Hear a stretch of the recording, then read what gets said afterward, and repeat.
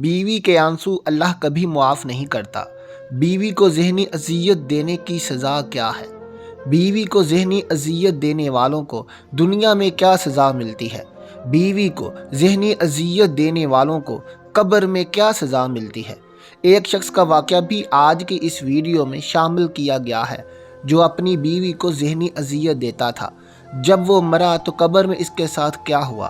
جب اس کے لواحقین قبر میں دفنا کر چلے گئے تو اس کی قبر ان کی دیواروں سے خون کیوں نکلنے لگا؟ بسم اللہ الرحمن الرحیم۔ بیوی جو زندگی کی ساتھی، بچوں کی ماں اور ایک گھر کی بنیاد ہے، کیا ہم اس کے ساتھ ویسا سلوک کر رہے ہیں جیسا ہمیں کرنا چاہیے؟ کیا ہم اس کے جذبات، اس کے احساسات اور اس کی قربانیوں کو سمجھ رہے ہیں، یا ہم اپنی باتوں پر، رویے اور اعمال سے اس کو ذہنی اذیت دے رہے ہیں؟ آج ہم قرآن و حدیث کی روشنی میں اس موضوع پر بات کریں گے کہ بیوی کو ذہنی اذیت دینا کتنا بڑا گناہ ہے اور اس کے اثرات کس طرح ہمارے معاشرے میں، ہماری دنیا میں، قبر اور آخرت پر کیسے مرتب ہوتے ہیں۔ محترم ناظرین، کیا کبھی آپ نے سوچا ہے کہ ایک مرد جسے اللہ نے طاقت دی، جس پر ایک بیوی نے اپنا سب کچھ قربان کر دیا، آخر کیوں اسے اذیت دینے پر آمادہ ہو جاتا ہے؟ یہ سوال جتنا حیران کن ہے اتنا ہی افسوسناک بھی ہے۔ حقیقت یہ ہے کہ جو مرد اپنی بیوی کو ذہنی اذیت دیتے ہیں وہ در حقیقت اپنی کمزوریوں کو چھپانے کی ناکام کوشش کر رہے ہوتے ہیں۔ یہ وہی لوگ ہوتے ہیں جن کا ظرف اتنا چھوٹا ہوتا ہے کہ وہ اپنے کم ظرفی کو طاقت اور غصے کے ذریعے چھپانے کی کوشش کرتے ہیں۔ وہ اپنی ناکامیوں کا بوجھ بیوی پر ڈال دیتے ہیں جیسے وہ کوئی کھلونا ہو جس پر اپنی محرومیاں نکالی جا سکیں۔ وہ خود اندر سے ٹوٹے ہوتے ہیں مگر بیوی کی محبت اور قربانی کو پہچاننے سے انکار کر دیتے ہیں، اس پر ظلم کر کے اپنی طاقت کا مظاہرہ کرتے ہیں۔ نبی کریم صلی اللہ علیہ وسلم نے فرمایا، قیامت کے دن سب سے برا شخص وہ ہوگا جو اپنے اہل و عیال پر ظلم کرتا ہے۔ یہ حدیث ان لوگوں کے لیے ایک تنبیہ ہے جو اپنی بیوی کو ذہنی اذیت دیتے ہیں اور سمجھتے ہیں کہ ان کا احتساب نہیں ہوگا۔ نبی کریم صلی اللہ علیہ وسلم اپنے ازواج مطہرات کے ساتھ نہایت محبت، نرمی اور ہمدردی کا مظاہرہ کرتے تھے۔ آپ صلی اللہ علیہ وسلم کبھی ان پر غصہ نہیں ہوتے اور ہمیشہ یہی کوشش کرتے تھے کہ ان کے جذبات کو سمجھیں۔ حضرت عائشہ صدیقہ رضی اللہ تعالیٰ عنہا فرماتی ہیں کہ نبی کریم صلی اللہ علیہ وسلم نے کبھی اپنے گھر میں نہ ہاتھ اٹھایا نہ ہی سختی کی۔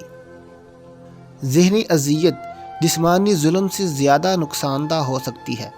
جب بیوی کو مستقل طور پر تنقید کا نشانہ بنایا جائے، اس کی بات کو اہمیت نہ دی جائے یا اس کے جذبات کو کچلا جائے تو وہ اندر سے ٹوٹ جاتی ہے۔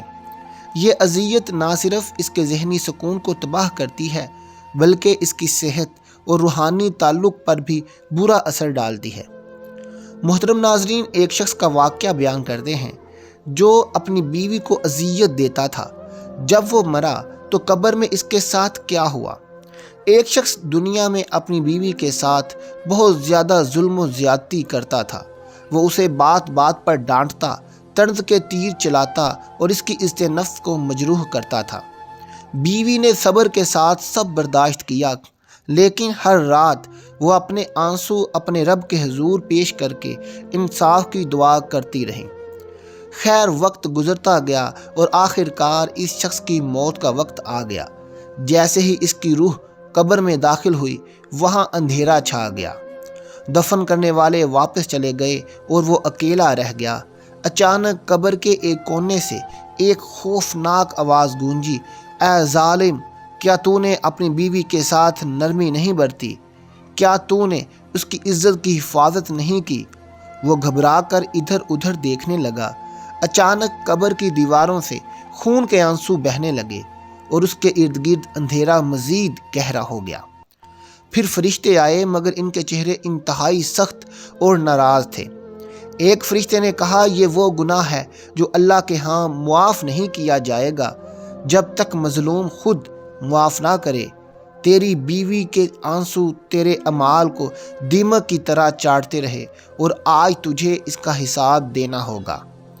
پھر قبر کے چاروں طرف سے ہولناک آوازیں گونجنے لگیں، دیواریں لرزنے لگیں اور زمین تنگ ہوتی گئی۔ اچانک ایک خوفناک فرشتہ نمودار ہوا جس کی آنکھوں میں قہر اور ہاتھوں میں آہنی زنجیریں تھیں۔ وہ چیختے ہوئے بولا، تو نے دنیا میں اپنی طاقت کا غلط استعمال کیا، مگر یہاں تو بے بس ہے۔ اب ہر وہ زخم جو تو نے اپنی بیوی کو دیا ایک عذاب کی شکل میں تیرے سامنے آئے گا۔ قبر کی دیواریں آگ کی لپیٹ میں آنے لگیں اور اس شخص کی چیخیں گونج اٹھیں۔ ہر طنزیہ جملہ جو اس نے اپنی بیوی کو کہا تھا ایک زہر کی شکل میں اس کے جسم پر مسرت کرتا رہا۔ ہر آنسو جو اس کی بیوی نے بہایا تھا اب دہکتے انگارے بن کر اس پر برس رہے تھے۔ وہ رحم کی بھیک مانگنے لگا، لیکن قبر کی گہرائیوں سے ایک اور آواز گونجی، یہ وقت معافی کا نہیں، یہ وقت انصاف کا ہے۔ اللہ تعالیٰ اس دعاجی زندگی کو محبت، سکون اور رحمت کا ذریعہ بنایا ہے۔ سورہ روم کی آیت نمبر 21 میں فرمایا گیا ہے کہ اس کی نشانیوں میں سے یہ ہے کہ اس نے تمہارے لیے تمہاری ہی جنس سے جوڑے بنائے تاکہ تم ان سے سکون حاصل کرو، اور اس نے تمہارے درمیان محبت اور رحمت رکھی۔ اس اذیت میں بیوی کو سکون اور محبت کا ذریعہ قرار دیا ہے۔ بیوی کے ساتھ بدسلوکی یا ذہنی اذیت اسے دینا اللہ کے اس منصوبے کے خلاف ہے جو اس نے انسان کے لیے بنایا ہے۔ نبی کریم صلی اللہ علیہ وسلم نے فرمایا، مومنوں میں کامل ایمان والا وہ ہے جو اخلاق میں سب سے بہتر ہو، اور تم میں سب سے بہتر وہ ہے جو اپنے اہل و عیال کے لیے بہتر ہو۔ اس حدیث میں نبی کریم صلی اللہ علیہ وسلم نے واضح کر دیا کہ جو شخص اپنی بیوی کے ساتھ اچھا رویہ نہیں رکھتا وہ اچھے اخلاق والا مومن نہیں ہو سکتا۔ ذہنی اذیت دینے والا رویہ، چاہے وہ غصے میں ہو یا کسی اور وجہ سے، اسلام کے اخلاقی اصولوں کی خلاف ورزی ہے۔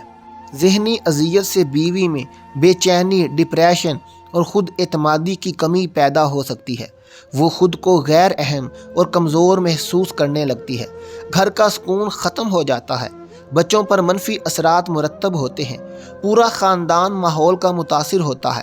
بچے ایسے ماحول میں پروان چڑھتے ہیں جہاں محبت اور احترام کی کمی ہوتی ہے۔